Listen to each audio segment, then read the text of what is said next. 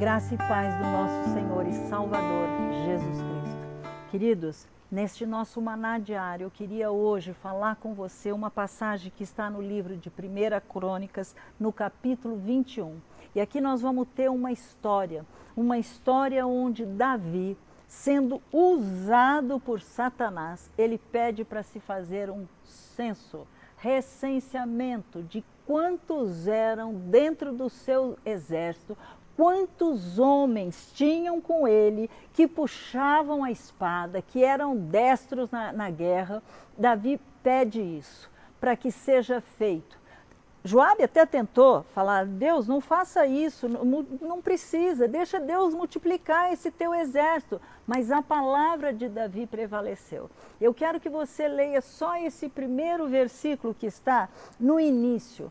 E diz assim no capítulo 1, capítulo 21, versículo 1. Então Satanás se levantou contra Israel e incitou a Davi a levantar o censo. Que interessante, né? Foi Davi que foi lá e pediu para que fosse levantado o censo daqueles homens que lutavam com ele. E você pode pensar assim, mas qual é o problema de levantar um censo? De saber quantas pessoas eu posso contar, quantas pessoas saem comigo à guerra, quantas pessoas lutam afinal de contas, pelo povo de Deus, né? Que ele era o povo de Deus. Mas nós temos que entender que Satanás se levantou e ele age quando ele acha a tua e a minha carnalidade em alguma situação. E ele achou nesse momento uma brecha em Davi. Sabe por que eu falo que isso foi uma brecha? Foi uma brecha, querido, por causa da consequência do que houve.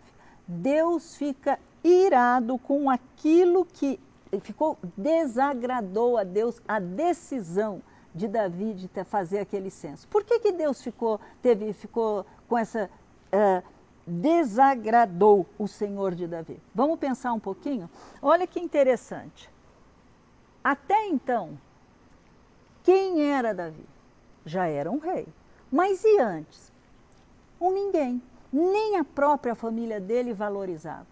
Nem o pai, quando foi lá o profeta para poder ungir, Deus falou, vai lá na casa dele, dali vai sair o futuro rei. Nem o pai chamou Davi para se apresentar diante do profeta para saber se seria ele ou não. Pelo contrário, ele pegou os seus filhos, todos grandes, fortes, pais. Não são esses. O homem vê, é linda essa passagem, né? Porque a Bíblia fala que nós, homens, nós olhamos a aparência, o que é exterior. Mas Deus vê o nosso interior. E só Deus via alguma coisa boa em Davi, porque ele era colocado para cuidar das ovelhas do pai. E quando o profeta fala, mas não tem mais ninguém? Tem o meu filho, ele está lá cuidando das ovelhas. Então chama que nós não vamos começar esse banquete enquanto ele não estiver presente. E foi justamente Davi o escolhido. Davi teve tantas ações dignas de ser retratadas. Ele passou por tanta situação maravilhosa, onde o coração humilde, o coração dependente, o coração que agradava a Deus, ele foi inclusive chamado um homem com esse coração, um homem que agrada a Deus. Mas foi justamente neste momento que nós estamos lendo aqui, a partir do capítulo 21, que Davi pisa na bola. Talvez você não esteja entendendo, mas olha que coisa interessante. Por causa da decisão de se fazer aquele censo, Joabe, no versículo 5 fala, deu Joabe a Davi o recenseamento do povo.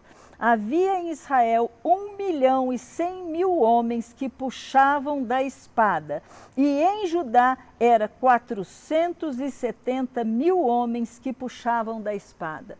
Aqui, quando você está lendo, você começa a entender o que está por trás. Deus estava dando vitória para Davi.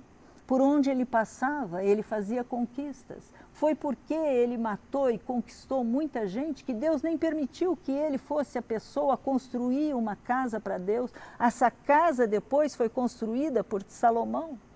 E por causa das guerras, das muitas conquistas, aquilo subiu no coração de Davi.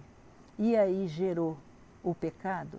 Satanás, vendo o orgulho, É porque o meu exército, olha, eu tenho um exército poderoso. Olha só, olha quantos homens nós temos. 1.100.000 homens que puxavam da espada, isso só de Israel, fora em Judá, que ainda tinha mais 460.000.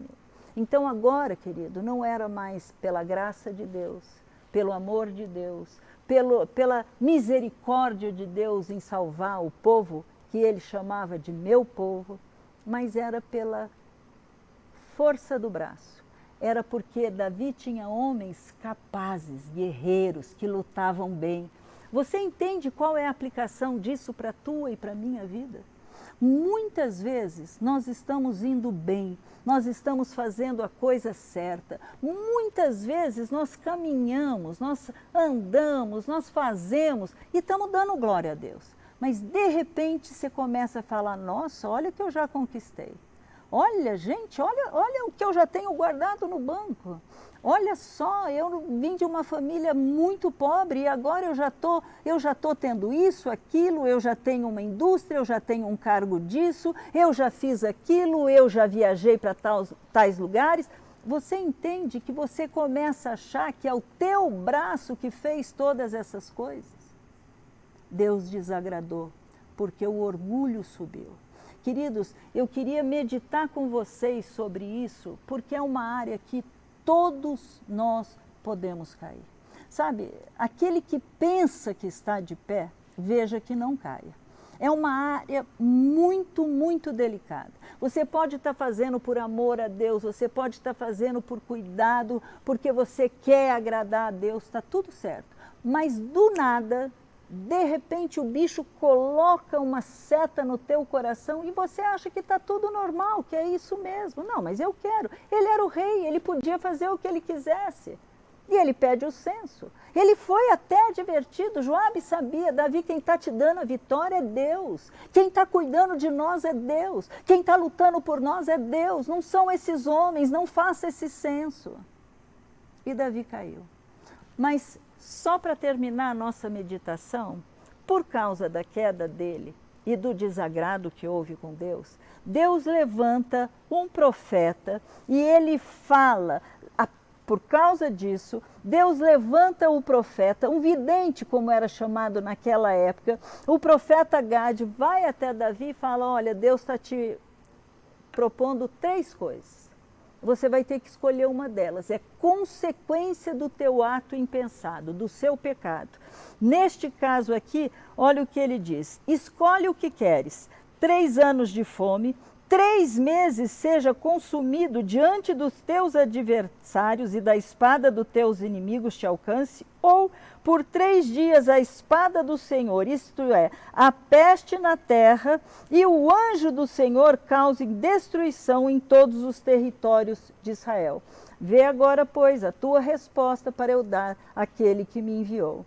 E a frase de Davi, ela revela demais o conhecimento que ele tinha de Deus. Ele reconheceu, eu pequei. Realmente eu comecei a achar que era eu, que eu podia, eu fazia, mas aí ele responde assim, olha, estou em grande angústia, caia eu, pois, nas mãos do Senhor, porque são muitíssimas as suas misericórdias, mas na mão dos homens não caia eu. Sabe, queridos, às vezes a gente fica tentando descobrir por que nós estamos passando pela pandemia? Por que tudo isso está acontecendo? Ah, é castigo de Deus. Ah, é punição. Não, porque nós não precisamos entender. Nós não temos que entender.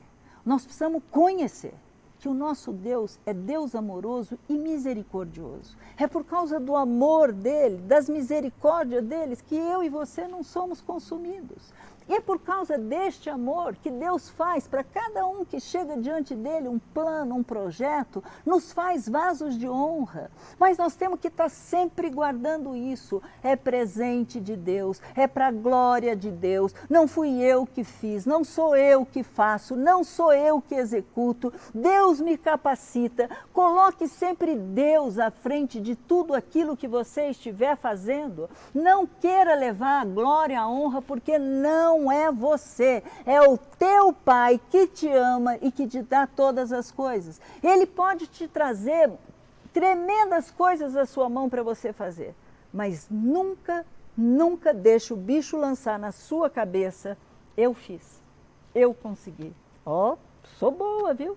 Sou ótima, tá tudo certo, sou muito melhor do que o outro. Queridos, nós somos o que somos pela graça de Deus.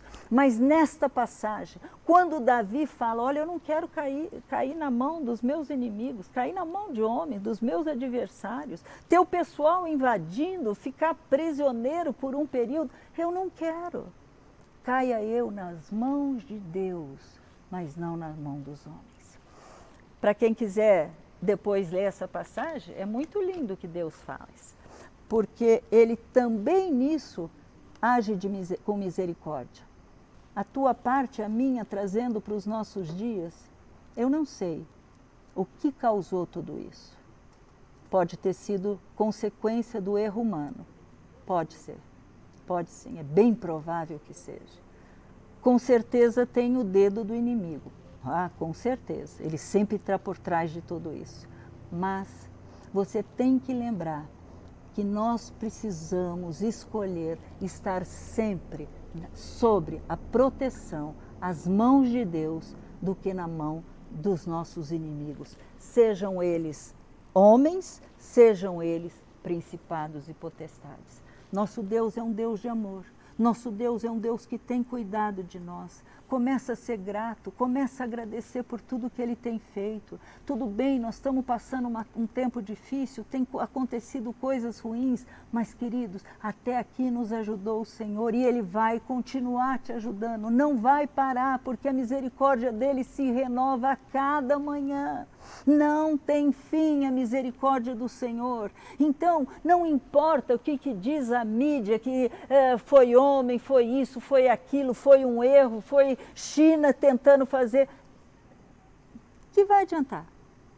O que importa isso para nós? O que importa é saber quem é o Deus que você confia. Você confia nesse Pai? Então você pode descansar. Você pode dizer, olha, eu quero estar sempre caindo nas mãos de Deus, mas nunca na mão do meu inimigo.